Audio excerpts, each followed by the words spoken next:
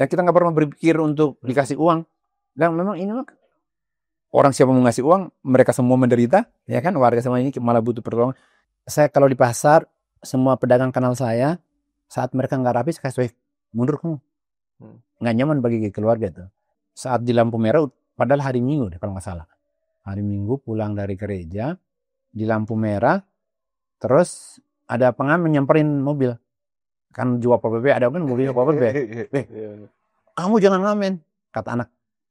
Papi lagi nggak dinas. Mobilnya tetap mau beli kok.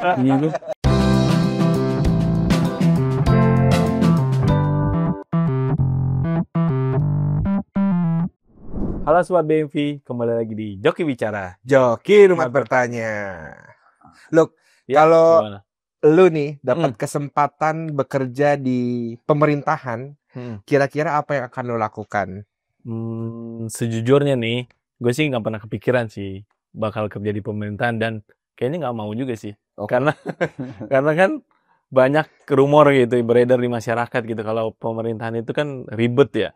Terus syarat dengan politik gitu ya, dan mungkin nggak bersih gitu. Mending kalau gue disuruh milih gitu ya, mending gue kabur dulu aja gitu ya, daripada masuk ke pemerintahan. Padahal ya kalau misalnya nih semua orang Katolik yang mungkin dapat kesempatan berpikir seperti lu, siapa yang nanti akan menjadi garam dan terang di pemerintahan? Ya memang serba salah ya. Iya sih, benar. Setuju sih kalau soal itu. Nah mungkin sosok yang hadir hari ini nih, yang kita mau ngobrol-ngobrol sama dia, mungkin cocok banget nih. Beliau nggak cuma kerja di pemerintahan, tapi juga dipercaya jadi pemimpin gitu di berbagai instansi, khususnya di Kota Bogor. Langsung aja kita sambut Pak Theo. Terima kasih.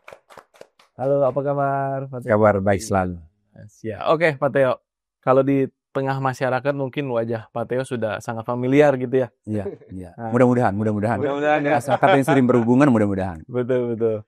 Nah, kalau di Sobat BMV nih di rumah gitu ya, mungkin masih banyak yang belum kenal Pak Theo. Mungkin boleh cerita sedikit profil singkat dari Pak Theo gitu ya kepada warga katedral yang biasa kita sebut dengan Sobat BMV gitu. Boleh Pak, silakan. Ya, terima kasih Sobat BMV semua. Salam sejahtera untuk kita semua. Dan karena ini kita di Jawa Barat, Sampurasun. Jawabannya Rampes. Nama saya Teflu Patrocinio Freitas. Panggilan kenal akrabnya Theo. Kelahiran Timor Leste. Sekarang namanya Timor Leste, dulu namanya Timur Timur, adalah merupakan provinsi ke-27 dari Indonesia. Saat ini udah menjadi negara sendiri sebenarnya. Saya masih tersisa di Indonesia.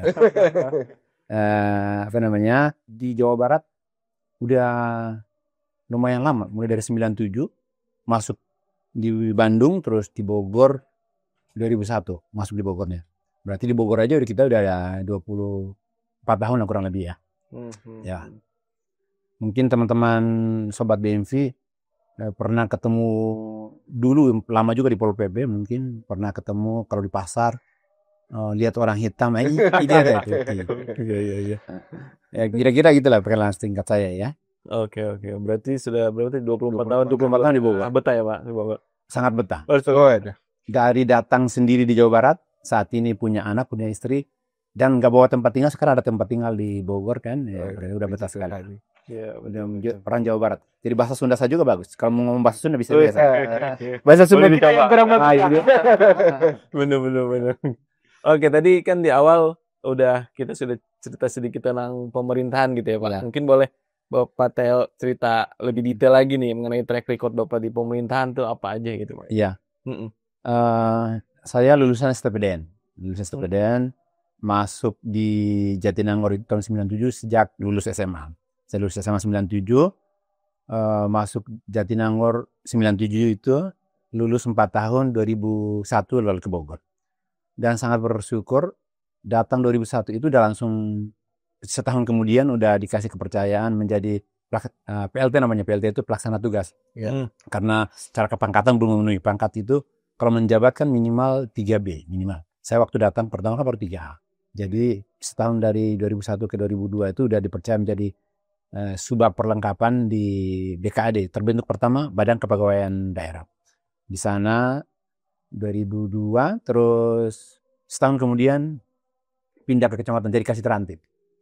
PLT juga karena pangkatnya belum memenuhi.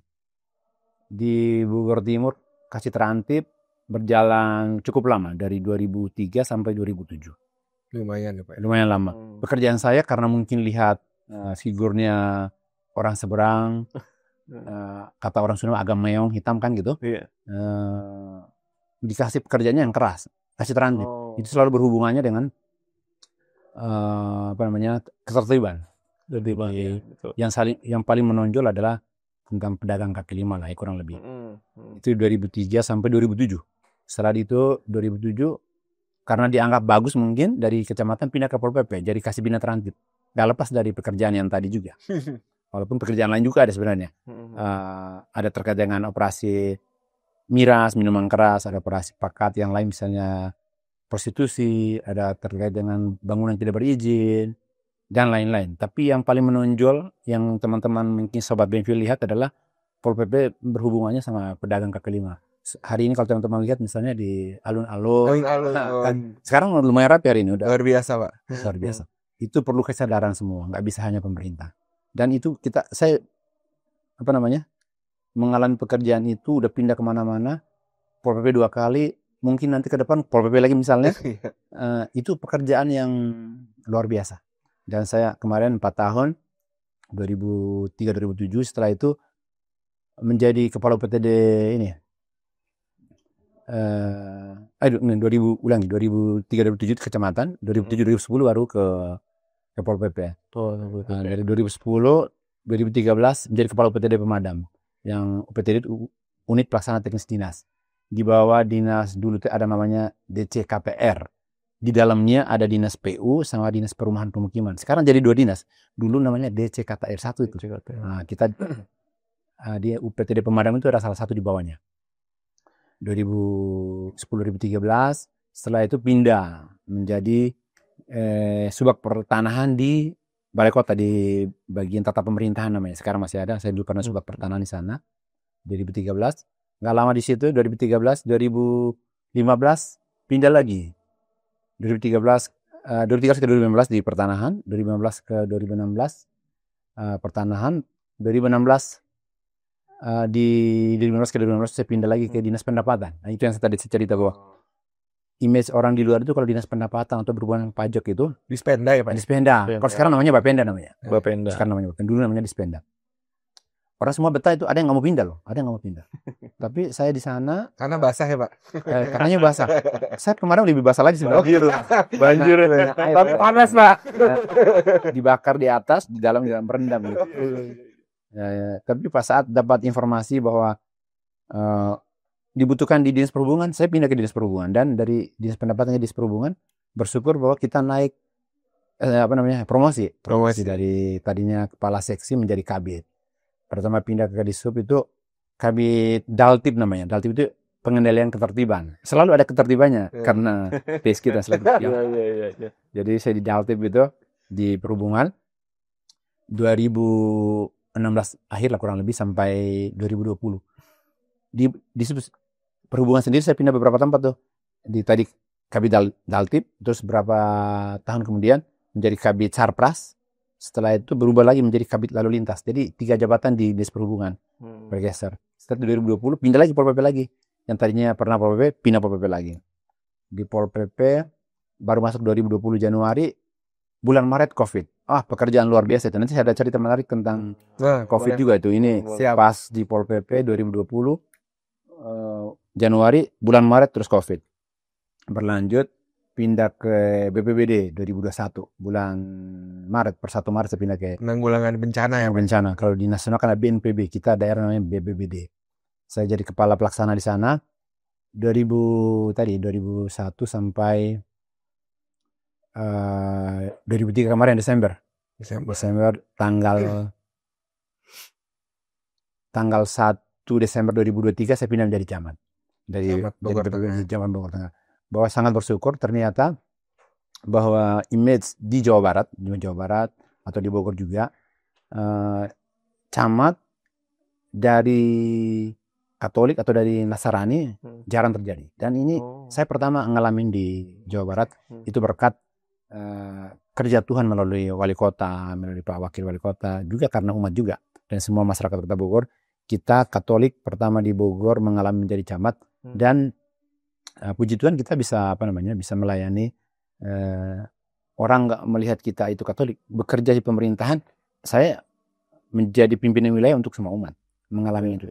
Dan kemarin 17 bulan menjadi camat dari tanggal 1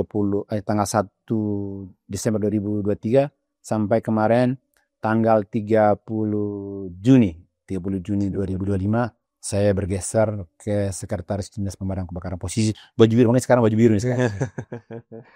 Jadi kita waktu ngundang suratnya pasti Sama kamar. Pas datang sudah ganti berubah. Sudah tidak tidak. berubah jadi biru kita. Iya. Betul. Gak apa sama-sama ini Pak, warnanya. Yang sudah senada kita. Biru so. Iya banyak, berarti kalau dilihat banyak sekali ya track record. Dihitung udah 13 kali bergeser. 13 kali. Kalau bisa bergeser. Terus kalau ada teman-teman bertanya, ada nggak tempat yang enak, ada yang tidak enak? Ya pasti. Ada yang enak, ada yang tidak. Tapi saya mengalami yang tidak enak mudah. Jadi saat berpindah, yang paling tidak enak udah. Jadi saat berpindah ke tempat lain, biasa aja, udah nggak berat lagi. Karena yang paling berat udah ngalamin. Iya. Nah, kalau ditanya dari sebanyak itu yang ditekuni oleh Pak Theo nih, jabatan mana yang paling berat gitu? Mungkin Pak. Bagi saya yang paling berat saat menjadi Pol PP. Jadi Pol PP. Dari sisi apa Pak beratnya? Beratnya dari sisi pekerjaan yang nggak pernah tuntas ya, karena berhubungan sama ketertiban kota dan berhubungan sama perutnya masyarakat. Iya. Walaupun pekerjaan ketertiban itu banyak, tapi yang paling menonjol dan dinilai oleh masyarakat, oleh pimpinan dan oleh orang semua itu adalah tentang PKL. Dan saya punya cerita banyak tentang PKL. Ada orang yang sampai anak sama istri kalau bareng saya ke pasar, mereka nggak kurang nyaman karena saya kalau di pasar, semua pedagang kenal saya, saat mereka nggak rapi, saya kasih mundur kamu. Nggak nyaman bagi keluarga tuh. Tapi ya itulah, saat saya hadir walaupun nggak pakai seragam, mereka kenal saya. Ya kamu mundur lagi tuh, jangan situ. Jadi yang pernah saya ditegur sama anak, berhubungan sama yang peminta-minta di jalan, yang di lampu merah. Kan mobil dinasnya kan patroli Pol PP. Saat di lampu merah, padahal hari Minggu deh kalau nggak salah. Hari Minggu pulang dari gereja, di lampu merah, terus ada pengamen nyamperin mobil. Kan juga Pol PP, ada kan mobilnya Pol PP. Kamu jangan ngamen, kata anak. Papi lagi nggak dinas. Mobilnya tetap mobil di Minggu. Jadi ada pengalaman seperti itu. Jadi pekerjaan bagi saya yang paling paling berat bagi saya adalah menjadi Pol PP. Kalau pekerjaan yang lain, yang paling kalau ditanya paling nikmat, yang paling nikmat adalah menjadi BPBD dan menjadi damkar. Paling nikmat. BPBD paling nikmat Pak. Kan tapi Bapak ke daerah bencana. Paling nikmat sih Pak. Itu sudut pandang saya. Karena saya datang menolong. Itu ini. Kalau nikmatnya dari sisi uang bukan. Ini nikmat dari sisi ketenangan. Saya datang menolong, tidak ada yang menghujat saya. Kalau pedagang saya datang, posisinya pasti berantem itu. Kamu minggir atau saya angkut. Kan gitu kira-kira. Bahasa sekarangnya minggir atau angkut. Walaupun mereka udah tahu aturan, mereka salah. Tapi posisi saat ini netizen lebih kejam dari kita, ya kan? Jadi walaupun Anda benar, tapi penyampaianmu kurang bagus, mereka goreng itu. Jadi paling nikmat apa? BPBD dan damkar paling nikmat. Jadi kalau sekarang ditanya mau lama di situ, mudah-mudahan lama, karena sangat menikmati. Waktu banyak, terus pekerjaannya sosial dan bisa diukur. Posisi kebakaran, posisi minta pertolongan, saat ada panggilan kita berangkat. Saat tidak ada, kita edukasi, kita latihan fisik dan segala macam. Tapi kalau pekerjaan Pol PP nggak ada habisnya. Saya pernah jadi di sub. Pekerjaan perhubungan nggak ada habisnya. Karena kemacetan, karena ini tidak sesuai, nggak ada habisnya. Tapi paling enak, saat bencana ada menolong, selesai ada bekasnya. Orang berterima kasih. Nah, itu nikmat. Karena responnya positif ya Pak. Positif. Ketika damkar datang. Beda. Tapi ketika Pol PP beda. Ini ya. Orang takut ya. Gitu ya. Gua hantam. Dari hati juga ya kan. Ya, dari hati juga. Damkar dan lain. Cuma saat Anda tugas di sana, ya udah, saat saya tugas dari Pol PP ya, saya lepasin semua. Hati saya taruh dulu di rumah. Hati aku tinggalin. Karena saat aku bertugas, aturan. Iya betul. Saat sampai rumah aku pasang lagi hatinya. Kira-kira begitu. Makanya itu beratnya di situ. Iya. Oke, mungkin kalau flashback sedikit nih, Pak Teo nih. Waktu kecil, cita-cita Pak Teo apa sih sebenarnya? Ini karena orang tua ya, karena orang tua dulu itu pengen anaknya jadi ASN loh. Bapak saya ini Ya. terakhir Kadis PU di Timur sana. Oh. Jadi karena orang tua saya ada PNS dulu, ceritanya sekarang ASN. Jadi melihat bapak yang mapan, yang ini, iya. Di kampung kan terhormat, ASN, PNS yang terhormat. Sekarang juga sama lah mungkin ya. Jadi dari dulu kecil juga pengen juga jadi ASN. Makanya pas SMA, saya pernah jadi SMP, SMA saya seminari. Seminari. SDB, Salesian de Don Bosco. Di daerah saya Fatumakan namanya. Itu kita ada Don Bosco. Saya SMP SMA seminari. Saat selesai SMA ternyata pastor rektor manggil, Tio kayaknya kamu nggak cocok deh. Kamu coba dulu di luar. Coba di luar dulu, kalau nanti cocok boleh masuk lagi. Bilang ke pastor, Romo, kalau di sini lanjut kita lanjutin. Tapi kalau udah keluar kayaknya balik lagi kayaknya susah. Karena setelah keluar dari sana, saya daftar STPDN, diterima. Jadi udah kehidupannya aja berubah. Jadi memang dari kecil mungkin udah ada figur orang tua. Oke. Berarti ini sesuai ya Pak? Cita-cita sesuai. Hanya terwujud nih. Hanya tidak terpikirkan bahwa akan mengalami di Bogor. Bukan dulu kan cita-cita ASN atau PNS di Timur lah kira-kira di kampung lah ya.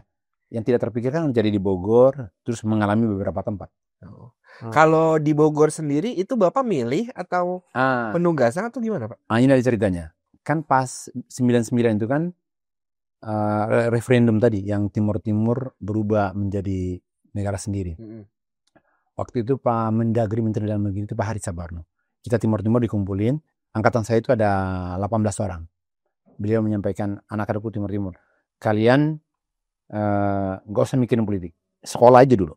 Karena waktu itu saya masih tingkat 2 kalau nggak salah, masih tingkat 2. Masih 2 tahun lagi. Kata beliau, Pak Mendagri, kalian beresin dulu sekolah. Saat selesai sekolah, udah lulus, kalian mau pulang ke Timur boleh, mau tetap di sini boleh. Yang masih di Indonesia, kalian boleh milih. Istimewa banget. Orang lain kan ditugaskan. Angkatan saya ada 630-an lebih se-Indonesia ya. Iya. Itu mereka ditugaskan, kamu dapat di sini, kamu dapat di sini. Saya minta, ke Bogor saya minta. Terus teman-teman bilang, kenapa milih Bogor? Belum pernah ke Bogor saya. Belum pernah ke Bogor. Gitu. Hanya baca, Bogor itu adem, kota hujan, dekat sama Jakarta, udah heterogen. Udah, aku ambil Bogor. Teman-teman lainnya yang bilang, kenapa nggak Jakarta? Padahal Jakarta itu tunjangannya besar. Dan pusat kota lagi. Iya. Saya bilang, enggak. Pikirnya begini, anak muda baru lulus, belum punya apa-apa kan hanya modal baju doang. Saya modal baju doang datang dari kampus. Ke suatu daerah, ke Jakarta misalnya. Udah ngebayangin aku pasti kos. Kosan dengan pendapatan pertama berarti aku pas kosannya pasti yang murah-murah dong. Iya. Mikirnya panas, nyamuk, banjir. Enggak lah, aku mending di Bogor. Walaupun kosan pasti adem, hujan. Mau ke Jakarta kan dekat. Pola pikirnya demikian dulu.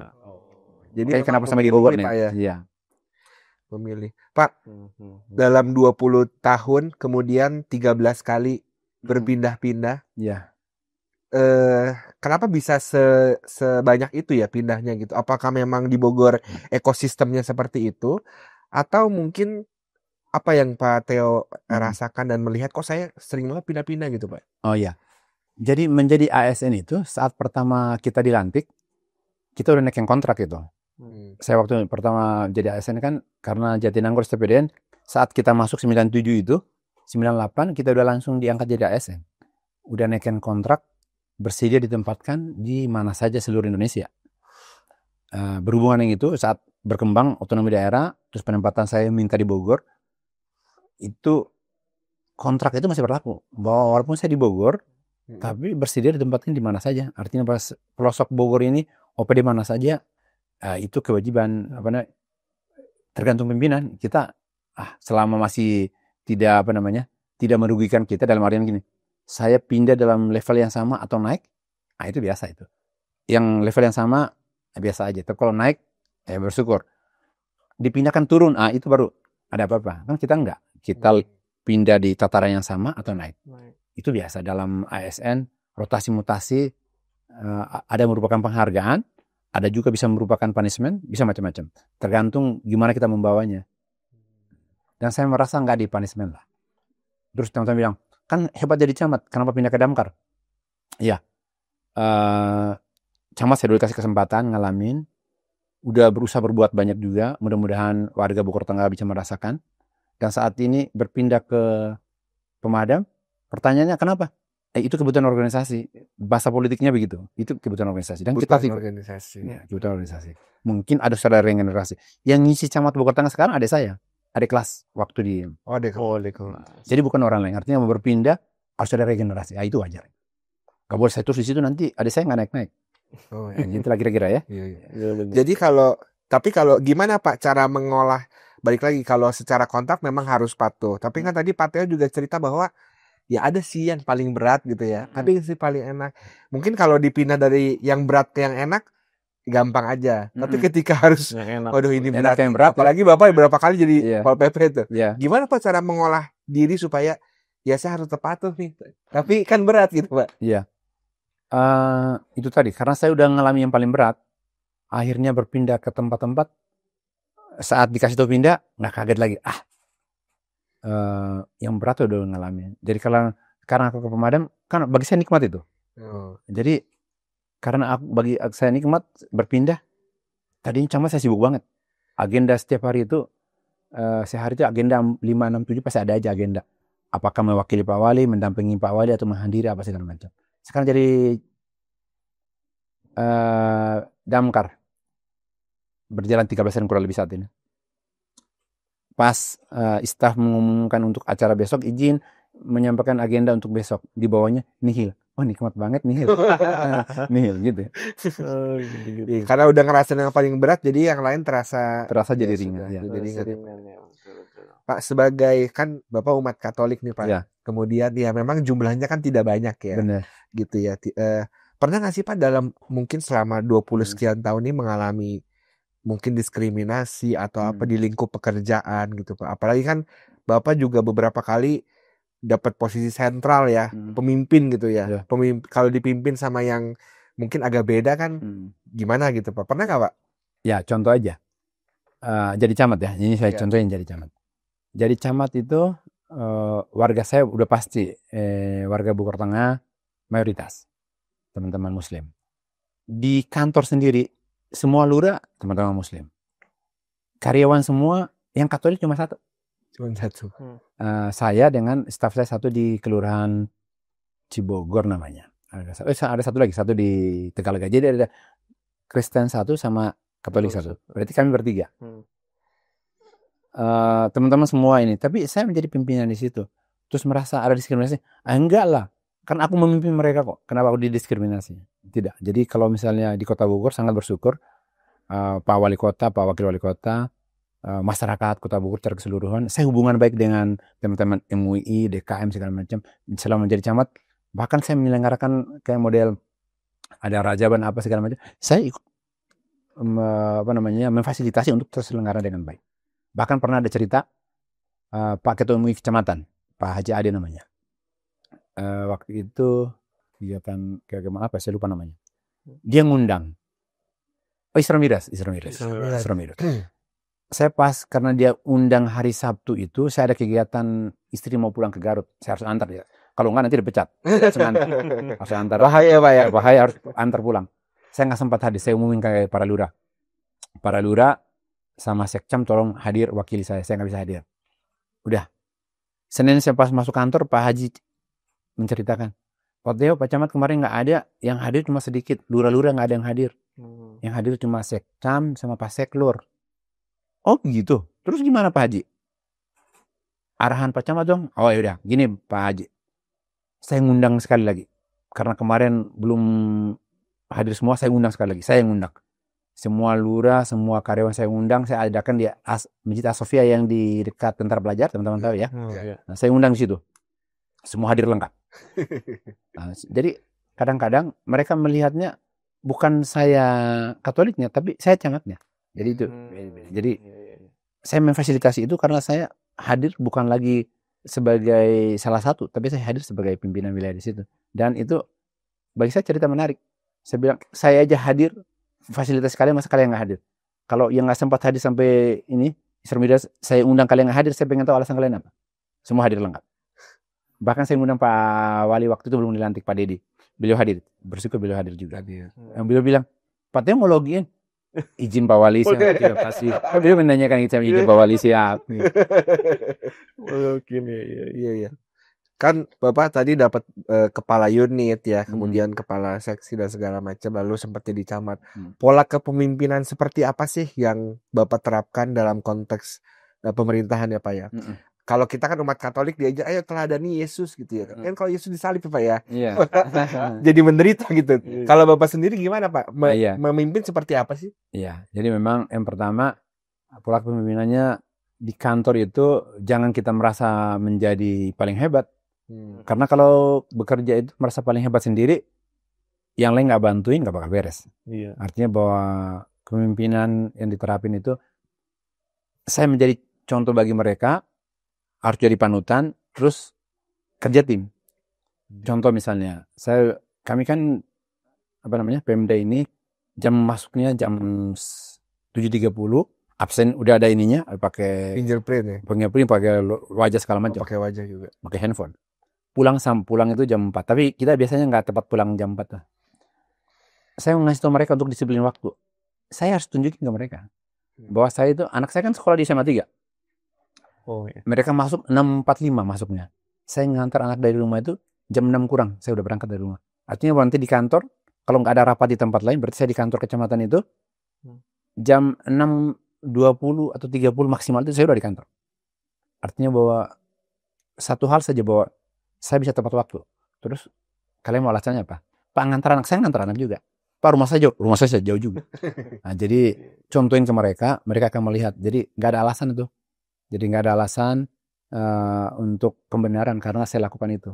Terus yang berikut, kerja tim sama merasakan bagian dari mereka. Jadi saat ada apa-apa mereka bercerita, kita dengerin.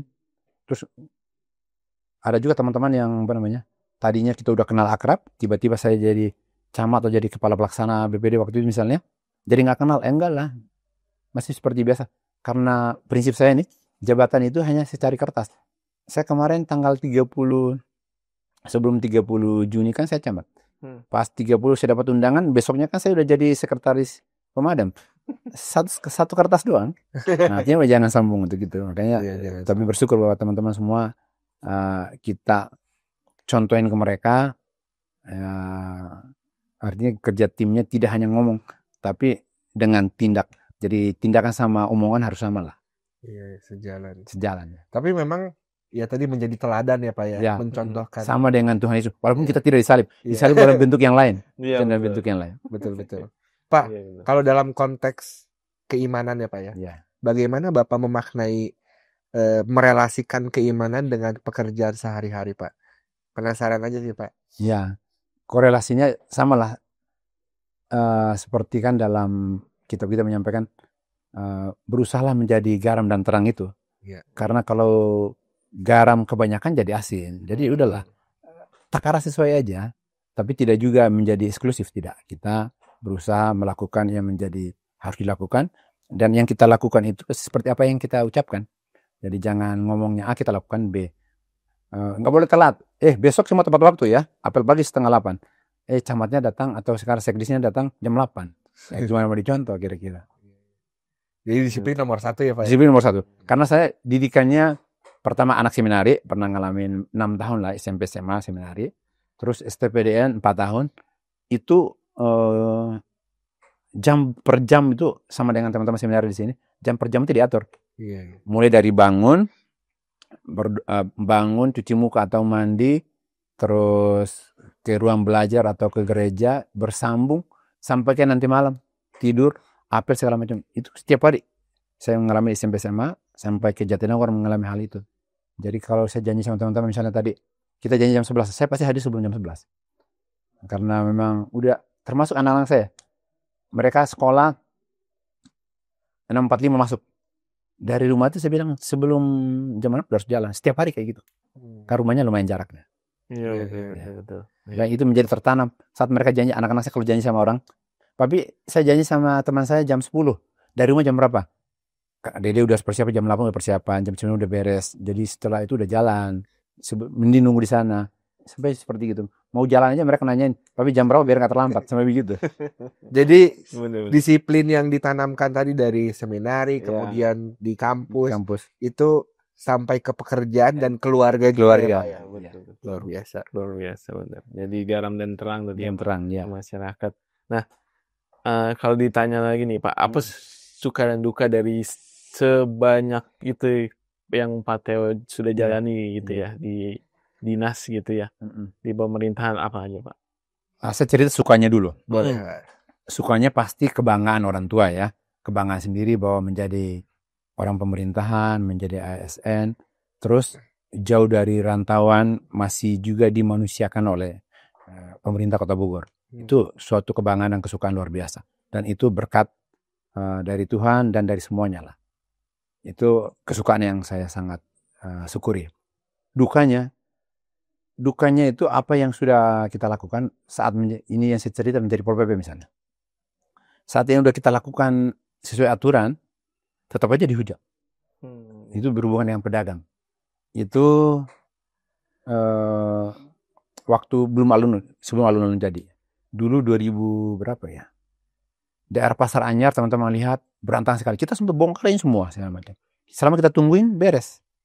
Tapi pas kita tinggali sebentar karena kegiatannya segala macam, berantakan lagi. Jadi itu kedukaan sebenarnya bagi saya itu. Bahwa pekerjaan di Pol PP, ketertiban yang berhubungan sama pedagang itu, komitmen dan konsistennya sangat panjang. Saya udah berpindah berapa tempat, anggota saya masih Pol PP juga. Saya datang lagi, mereka masih Pol PP. Mereka masih kerjakan hal yang sama. Itu kedukaan luar biasa itu. Tapi itulah tantangan. Itu tantangan. Saya nggak tahu. Kalau suatu saat, kan saya masih, saatnya saya usia 48. 48 kalau pensiun 55 ya Pak? si izin Tuhan kita 58. Oh 58. Kalau di eselon 3 seperti saya saat ini 58. Tapi kalau misalnya kita naik ke kepala dinas 60. Jadi saya anggap saya di posisi saat ini berarti saya masih punya kesempatan 10 tahun ke depan. 10 tahun ke depan itu saya bisa lagi mengalami hal yang kedukaan tadi, bahwa yang pekerjaan bagi saya paling berat Pol PP bisa saja saya ngalamin lagi. Karena tidak menutup kemungkinan. Saya tadi selalu banyak jabatan itu di belakangnya ada ketertiban. Saya menitanya ketertiban. Ketertiban. Jadi nggak menutup kemungkinan ke depan bisa saja mengalami itu. Dan kalau bilang doa, ya nggak apa-apa, itu nggak jelek. Itu tantangan bahwa inilah nggak selalu di posisi nyaman terus, zona nyaman. Keluar dari situ, kalaupun dikasih kepercayaan kita jalankan. Dan saya prinsipnya biasanya kalau saya udah tugas di situ, walaupun berat saya tunduk jalan sampai beres. Tahu-tahu dongkakin udah nyampe. Kayak kemarin jadi camat, sibuk banyak, nggak kerasa. Tahu-tahu udah pindah aja. Sekarang aku waktu lagi banyak. Banyak di Damkar. Anggota saya Damkar itu banyaknya pemain bola. Pemain bola. Saya dulu masih 2010-2013 saya ajak mereka main bola. Kita juara waktu itu. Yang pas bulan tahunnya Pomat, lawannya Tentara, lawannya Brimob. Kita juara 1. Nah, sejak saya pindah mereka agak turun tuh. Main bolanya kan gak dikoordinir. Saya sekarang datang lagi, mereka senang lagi. Jumat kemarin kita udah mulai main bola lagi. Dia mulai main bola lagi. Saya bilang, Jumat ini kita main. Rabu depan kita main sama kecamatan. Minggu depan lagi kita main. Saya udah langsung begitu. Sparring terus. Menjaga moral. Saya menjaga moral bahwa orang masyarakat tahu bahwa pemadam itu ada saat pemadaman doang. Kita tidak. Pemadaman pasti ada. Penyelamatan lain pasti ada. Di luar itu harus bugar. Main bola kita. Nah, itu mengisi di luar itu biar jaga fisik. Tapi mereka senang tuh. Aduh senang sekali Pak udah main lagi. Saya kemarin hari Jumat pagi kita main 7:30 di Gom Utara itu yang Cemapar. Sampai jam 11 sebelum teman-teman Jumatan. Yang hadir 30-an lebih tuh. Lawan Pol PP kita. Kan dulu Pol PP juga. Jadi saya ajak Pol PP main. Iya, kenal semua ya. Semua kenal. Dan bersyukurnya kita ke semua OPD yang pernah kita tempati terus kita pindah. Hubungannya baik. Artinya bahwa kita tidak meninggalin jejak jelek. Sehingga saat kita ngundang ini, ngundang itu pun masih nyaman aja. Bersyukur ya.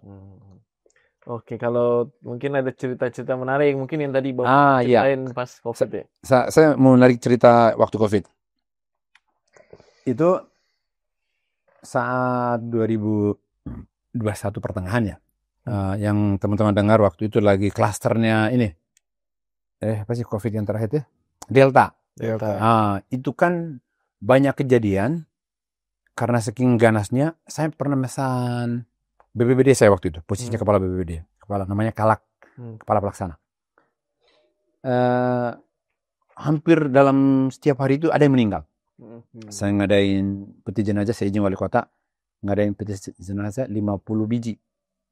Gak dalam seminggu habis.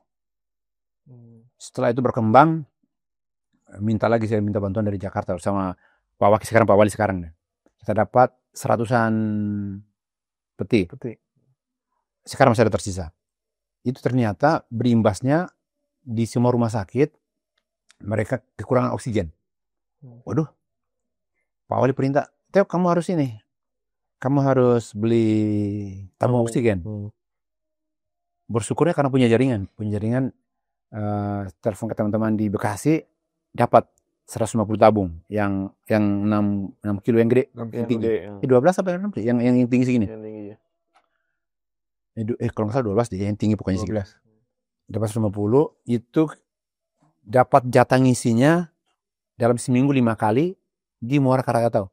Itu pun karena berkat Pak Wali Kota punya kenalan teman sekolahnya menjadi direktur utama MK yang di Muara Karangtau yang di Serang itu. Kita seminggu itu yang enggak itu cuma hari Minggu sama hari apa yang enggak ngambil. Sisanya 5 hari itu kita ngambil bolak-balik. 100 tabung, 150 tabung sekali berangkat. Kadang pakai truk Pol PP, kadang pakai truknya ini Angkatan Udara. Pernah sampai, tapi itu benar, kita kalau menolong orang dilindungi benar. Saya masih ingat hari Jumat, mobil Pol PP bawa 100 tabung waktu itu. Terbalik di jalan, hari Jumat siang.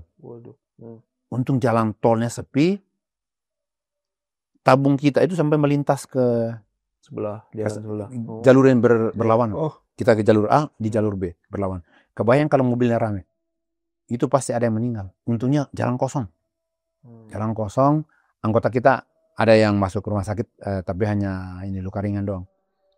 Ngebayangin kalau itu nimpa kayak orang. Pas ditelepon anggota, Pak Kalak, mobil terbalik. Seperti kesetrum. Kayak gitu, Pak. Langsung tuh. Langsung, karena kebetulan Kasat Pol PP-nya adik kelas saya, Agustiansa, sekarang udah pindah. Saya bilang, Pak Kasat, bantu saya ya, karena pakai mobilnya Pak Kasat nih. Yaudah, saya nanganin yang ke rumah sakit. Kebetulan ada anggota Pol PP masuk ke rumah sakit, dia nanganin itu, saya nanganin yang ke MK. Terus berhubungan sama teman-teman polisi, karena waktu itu kita dikawal sama Patwal. Jadi berita pun nggak naik, semua segala macam bisa itu.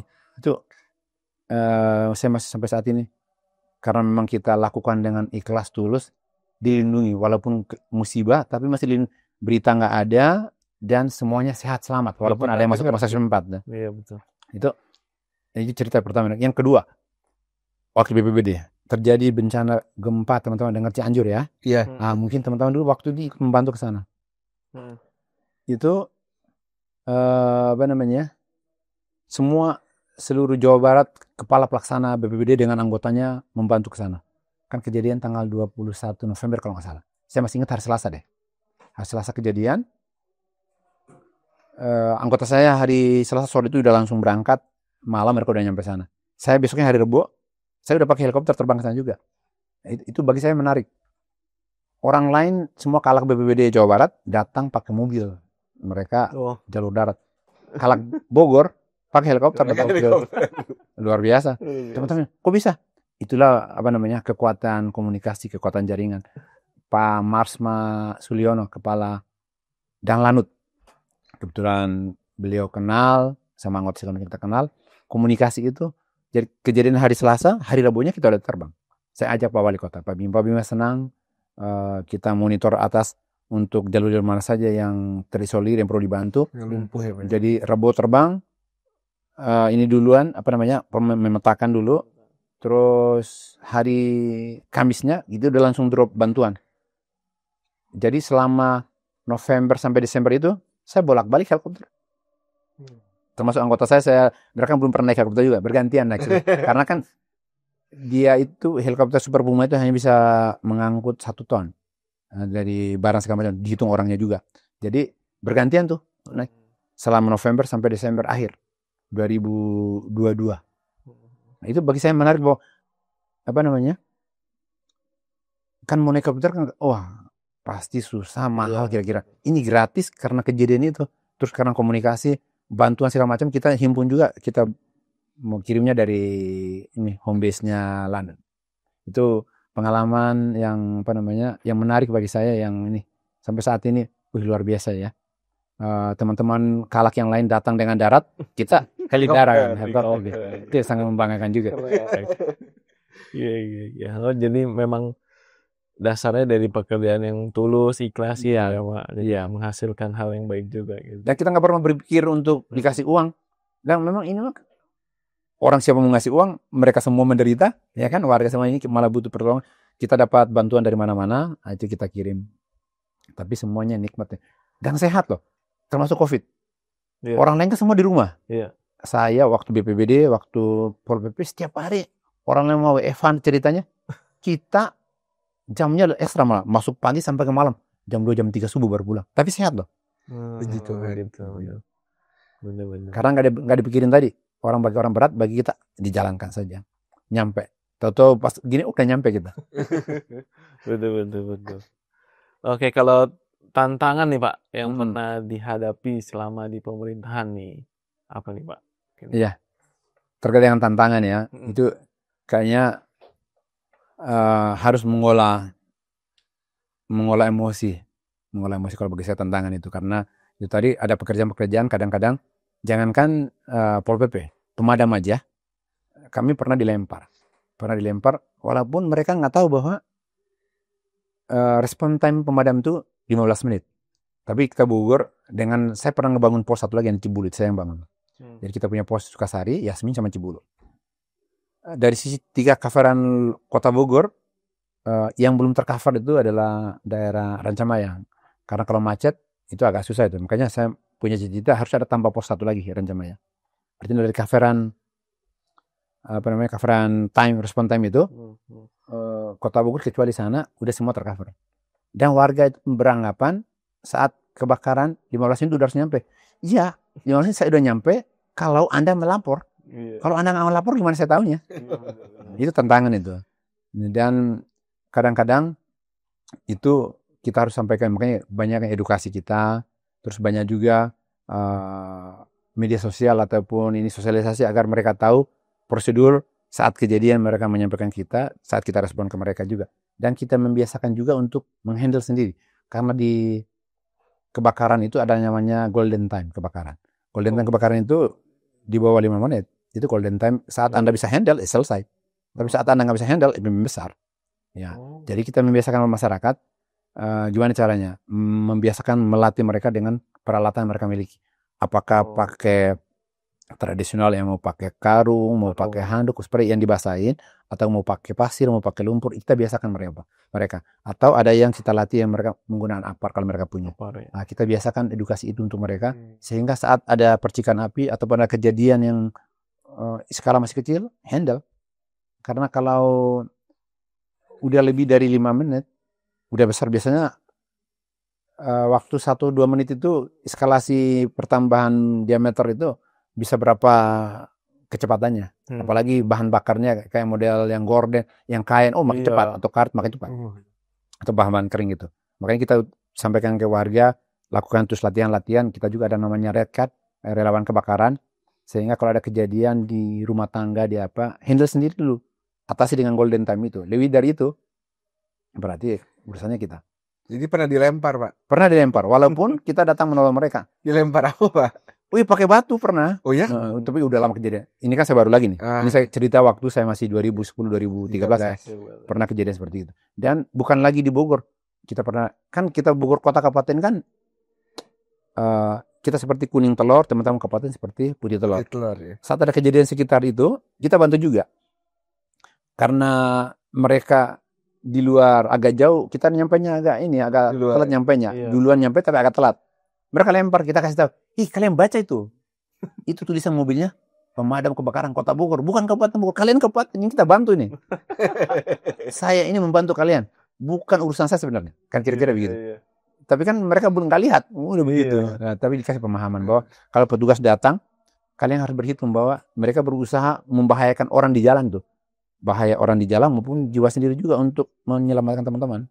Jadi poinnya adalah teman-teman menolong diri sendiri atau kami tolong, tapi teman-teman laporan dan hargai itu.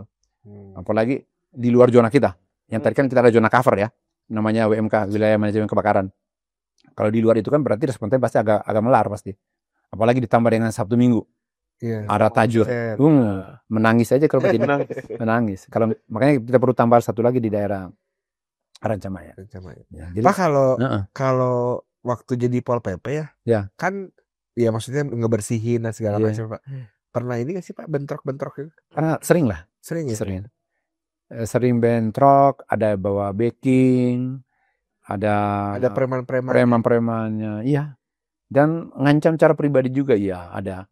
Cuma teror gitu. Teror ada. Tapi itu gimana kita mental menghadapinya? Kan saya ini sekolah di Jatinangor. Dulu kami keras dulu, sekarang udah enggak. Ini kan biar teman-teman ini sobat BMV juga ada gambaran bahwa ikatan dinas itu seperti Akpol, Akmil, saya Stepeden. Dulu ada fisik-fisik lah. Sekarang juga ada fisik tapi nggak terlalu keras. Dulu ada sedikit-sedikit. Pernah dipukul, pernah lah ngalamin. Jadi kalau di pasar orang ngomong mukul, Mas, kalau bicara dipukul, saya udah jungkir balik dipukul. Hanya nggak pernah ditembak doang. Jadi kalau masalah itu nggak inilah, nggak, artinya bahwa dari sisi mental saya siap untuk itu semua. Itu kadang-kadang biar nggak manja juga. Makanya sekolah keras tuh kadang-kadang ada manfaatnya saat di lapangan nih. Karena kalau memindahkan orang dagang tuh nggak bisa. Mas pindah, nggak bisa. Kamu pindah kamu. Kalau sekarang jadi viral sekarang. Viral. Pak, kalau kita balik lagi tadi ke obrolan awal ya, soal bagaimana stigma di masyarakat. Kalau tadi kan Bapak cerita kayaknya struggle sekali ya, maksudnya pindah dan segala macam, memberikan pelayanan terbaik. Tapi kita tidak bisa menampik bahwa di masyarakat tetap ada stigma bahwa pemerintah atau ya pemerintahan lah ya, dimanapun dinas dan segala macam, ada kesan ya dia kotor, kemudian ada pungli dan segala macam. Bagaimana Pak Theo melihat ini gitu, perspektif dari masyarakat tadi, pemerintah yang kotor, yang tidak bersih gitu? Ya, ini saya bicara dari yang saya ngalamin ya. Dan saya yakin lah bahwa stigma itu ada karena memang masyarakat mengalami. Dulu kalau orang ngurusin KTP, harus ada rupiah.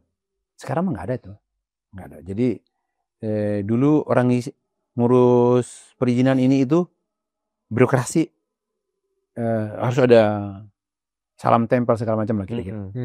Tapi sekali lagi bahwa itu semuanya dan namanya reformasi birokrasi berjalan.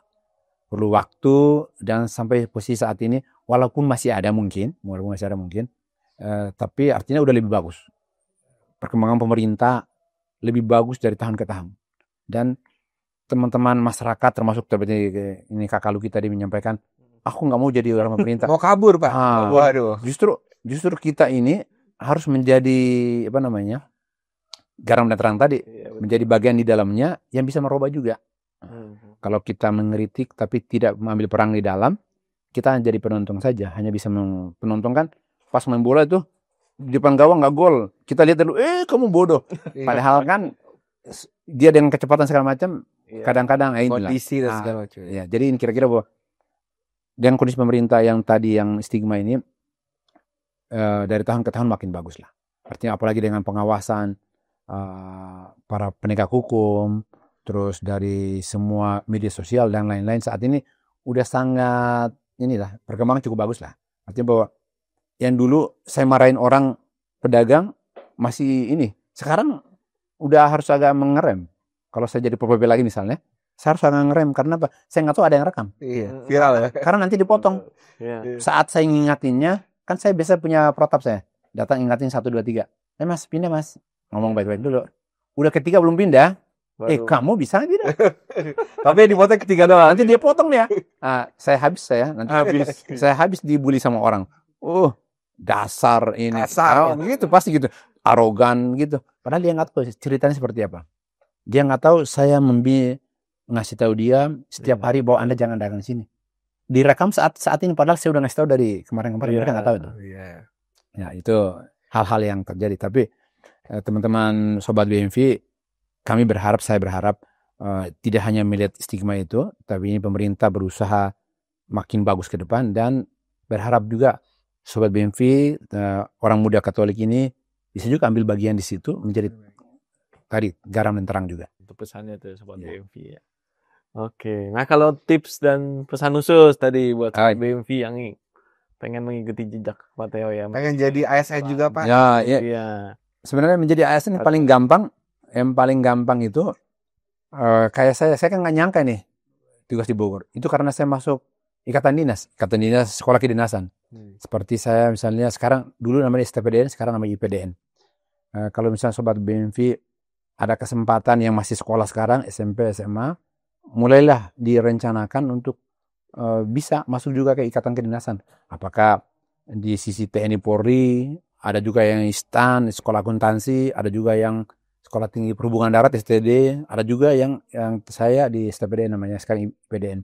Karena kalau kita ambil nih jalurnya ikatan kedinasan, terus kita kerja di pemerintahan, biasanya udah jaringan. Kayak saya ini kalau hanya saya nggak ada apa-apanya, tapi karena jaringan, karena sekolah yang STPDN itu kan jaringan di Bogor, hampir semua lini kita punya teman-teman alumni di sana sini. Bukan berarti kita mengotak-ngotakan, tidak. Artinya bahwa biasanya orang akan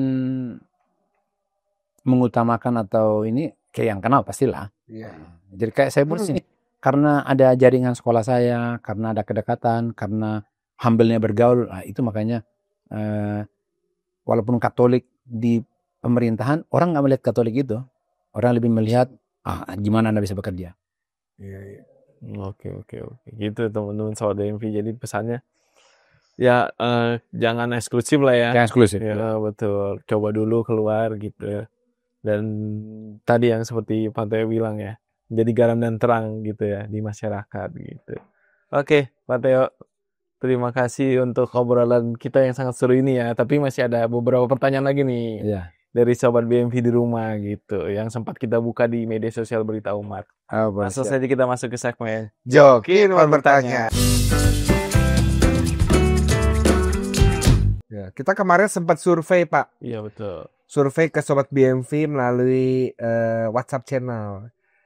Bagaimana ada orang ngomong soal gebrakan-gebrakan di pemerintahan gitu ya. Tapi kalau terjun mau nggak nih teman-teman gitu ya. Tapi memang mayoritas jawabannya walaupun ada juga yang antipati, tapi mayoritas masih ini ya, mau terlibat gitu ya. Kalau ada contoh pemimpin yang bisa jadi inspirasi, nah makanya kita hadirkan Pak Theo di sini. Jadi cocok yang voting mau terlibat tuh bisa langsung nanti. Iya, ada nih Pak Theo. Jadi kalau khusus untuk ini bisa berbagai hal. Kalau karena saya sekarang pemadam, saya sih pengen teman-teman yang sobat BMV ini bisa satu sisi dulu keterlibatan di pemerintahan dari sisi pemadam dulu aja. Dari sisi pemadam. Saya akan mengajak teman-teman ke tempat yang lain kalau saya pas di sana. Jadi kalau teman-teman butuh figur saat ini, kalaupun saya di pemadam, saya sih pengen teman-teman ikut mencegah tadi yang golden time itu. Ya. Ada yang bisa kita ambil di sana. Kota akan tangguh terhadap kebakaran kalau kita semua siap untuk menghadapinya. Tidak menghindari, tidak panik. Karena api itu adalah kehidupan sehari-hari kita. Dan karena kehidupan sehari-hari saat kecil kita ini bersahabat, saat besar harus dikendalikan. Betul. Pak, kenapa sih kalau musim hujan lebih banyak kebakaran kayaknya? Karena kadang itu konslet atau harus pendek gitu. Ya harus pendek, atau ada juga karena ini keenakan habis bikin kopi terus terlelap tidur, kompor belum dimatiin, bisa juga. Jadi banyaknya harus juga terkait instalasi harus diperiksa juga ya. Soalnya kadang kalau hujan tuh mobil pemadam sering berlalu lalang Pak. Kan hujan tapi nggak selalu kebakaran karena kita kan banyak juga ya. Oh iya. Pelayanan yang lain juga. Pohon tumbang juga kan kita layanin, penyelamat atau longsor juga kan kita layani juga kan. Penyelamatan. Ya. Jadi tidak hanya itu, ada berbagai hal lah. Sampai kemarin ada terakhir teman-teman dengar yang Kabupaten Bogor ya, yang putus pacar terus ulang tahun pengen ditemanin juga kan pemadam menemani. Lucu ya kan? Ada ya. Iya. Kalau Bapak sendiri belum pernah ada yang kayak gitu ya? Yang aneh-aneh.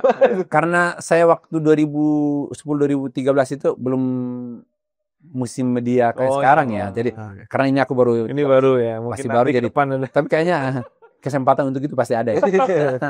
Iya betul. Asal jangan DM inbox nanti yang cemburu istri nanti. Bahaya. Nih kalau ini pertanyaan nih Pak. Ada godaan korupsi nggak? Wah benar nih. Sogokan. Godaan itu pasti ada. Terutama kalau berhubungan sama yang pelayanan langsung seperti tadi Pol PP. Itu godaan untuk istilahnya jatah preman. Itu Ada itu, Pak? ada. Beneran ada ya berarti? Beneran ada. Dan apa namanya? Ya, Japrem. Ya, Japrem. Ceritanya begini. Kan saya ini Pol PP untuk waktu lama nih. Jadi kalau misalnya saya tertib di satu tempat, nanti ada yang datang. Pak, damai deh. Ada begitu. Nah, tinggal gimana Anda menghadapinya. Kalau Anda ambil itu, ya udah berarti selesai. Pekerjaan itu akan nggak beres pasti. Iya betul. Jadi nilainya nggak seberapa. Makanya saya tanamin ke personil PP waktu saya masih di sana, saya kasih tahu. Gaji ASN saat ini udah cukup besar. Kota Bogor, gaji kan di Indonesia sama ya, tapi ada tunjangannya. Tunjangan itu membedakan antara teman-teman DKI dengan Bogor. Kita Bogor lumayan juga.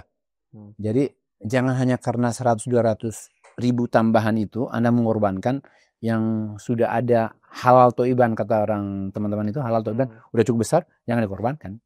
Tapi godaan itu ada, tinggal gimana kita menyikapi. Hanya gimana jumlah besarnya teman-teman bisa tahu lah. Kalau Pol PP kerupuk lah, artinya bahwa kerupuk itu kalau dimakan besar, kedengeran, gandeng lah kata orang Jawa, gandeng. Jadi yang empuk mah justru yang gede-gede. Kalau kita yang kerupuk mah berisik, jadi nggak usah lah. Yang Pol PP berhubungan sama pedagang, yakinlah bahwa nggak bakal ada korupsi yang besar.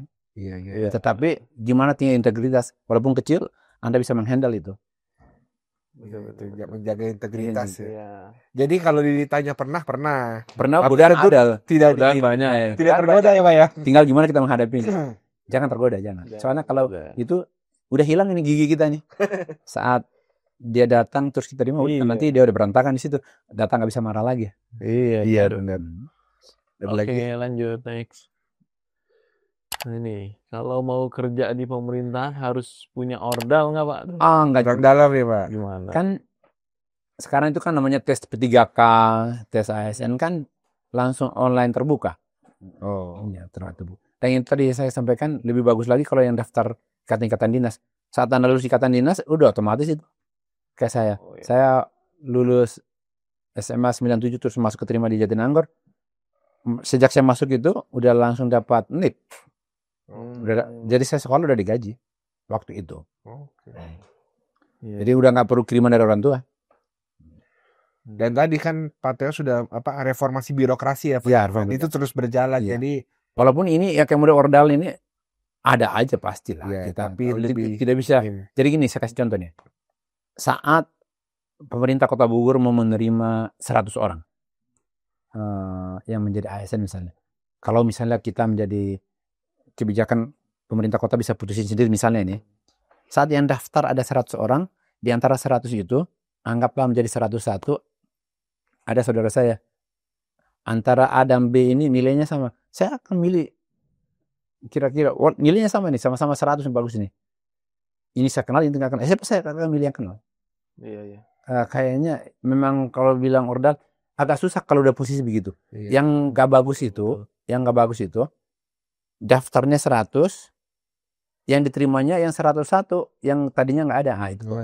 Itu oke. Tapi kalau semua dalam daftar itu, semua kriteria terpenuhi, harus memutuskan antara A dan B, satu kenal, satu tidak kenal, dan posisinya sama-sama nilainya. Itu tantangan untuk memutuskan. Iya betul. Tapi kalau melalui proses yang sama, proses yang sama, itu. Kalau yang tadi nggak ikut proses, itu masalah. Nggak ikut proses tiba-tiba ada namanya. Itu ordal benar udah. Itu ordal benar. Iya, lanjut lagi. Jenjang karir di pemerintahan bagus nggak sih, Pak? Kalau saya contoh diri saya bagus aja. Bagus ya. Iya, kan saya dari Putra Timor Leste, penempatan minta di Bogor, saat orang jauh di sana pernah menjadi camat, pernah menjadi ini, pernah menjadi itu, ini bagus. Dan itu gimana kita membawanya? Sebagus apa pemerintahnya, karir, kalau kitanya nggak mengimbangi dengan kualitas diri, ya, betul. Anda tertinggal. Contohnya kayak model ngedorong mobil yang mogok. Mobil yang mogok, Anda dorong sekencang apapun ya dia mogok aja. Tapi saat Anda bisa memfasilitasi diri, udah ada softwarenya, dikasih sedikit, jalan. Iya. Jadi memang balik lagi ke diri sendiri ya. Diri sendiri juga. Karir gitu. Dan ada selanjutnya juga, jaringan juga perlu dibina. Setelah kita bagus, kalau saya sendiri, saya bukan apa-apa. Tapi karena jaringan, Jadi Bisa naik helikopter lah. maksudnya gitu lah kira-kira ya. Dia karena kenal ya, menjadi kalau nggak kenal bayar kita. Bayarnya saya hampir 2 bulan, sebulan lebih coba. Ya berapa ratus juta saya untuk helikopter bolak-balik gitu. Itu luar biasa. Ada lagi? Oke, sudah habis. Oke, terima kasih Mateo yang ngobrol-ngobrol kita hari ini nih di Joki Bicara, mau mampir juga ke sini gitu. Sudah mau berbagi cerita dan dinamika bekerja di pemerintahan gitu ya Pak. Serta menjadi garam dan terang di masyarakat tentunya gitu. Oke, untuk teman-teman yang mau kita jokiin, yang di rumah gitu, yang punya pertanyaan, kegelisahan atau kritik, boleh langsung ketik di kolom komentar di bawah ini. Ya, Pak Teo, sebelum kita tutup, Pak Teo ada lagi nggak nih yang mau disampaikan ke Sobat BMV di rumah? Iya. Baik itu terkait mungkin damkar ataupun apapun lah. Silahkan Pak. Iya. Terima kasih Kakak Jonsi sama Kakak Luki, juga Sobat BMV semua yang di rumah maupun yang masih di jalan. Pesan saya bahwa pemerintah, karena kita di pemerintah Kota Bogor tidak bakal berjalan dengan baik kalau nggak kontribusi oleh semua masyarakat, termasuk teman-teman Sobat BMV. Jadi tetaplah kita menjadi terang dan garam untuk Kota Bogor. Berbuatlah, tidak hanya mengkritik, tetapi beraksi untuk kontribusi kemajuan Kota Bogor. Khusus untuk pemadam, kalau ada kesempatan, saya sih berharap Sobat BMV bisa mampir juga ke kantor kami, ikut pelatihan juga, berkontribusi sehingga bisa mengurangi risiko dari kebakaran maupun hal-hal yang bersifat membahayakan. Terima kasih. Terima kasih Pak Teo. Sobat BMV sekalian, menjadi garam dan terang dunia memang bukan hal yang mudah. Apalagi dalam konteks hidup bermasyarakat ya, di tengah berbagai macam orang, berbagai macam komunitas, berbagai macam kelompok yang sangat heterogen. Tadi Pak Teo melalui sharing dan diskusi, kita sebagai umat Katolik disadarkan ya, bahwa ternyata setiap karya yang didasari dengan iman di berbagai bidang termasuk pemerintahan adalah hal yang baik. Dan kita, saya, Anda, dan teman-teman sekalian selalu mendapatkan kesempatan untuk menjadi garam dan terang dunia dimanapun kita berada. Jadi kurang lebih mari kita ambil bagian. Tadi Pak Teo mengajak kita berkontribusi. Jangan hanya mengkritik tapi tidak berbuat. Jadi mari kita sama-sama berbuat, khususnya untuk ya daerah kita di Kota Bogor, kota yang kita cintai ini. Begitu Pak Teofilo, Sekretaris Dinas Pemadam Kebakaran dan Penyelamatan Kota Bogor. Terima kasih sudah hadir di Joki Bicara. Terima kasih. Oke, sampai jumpa lagi teman-teman. Dadah.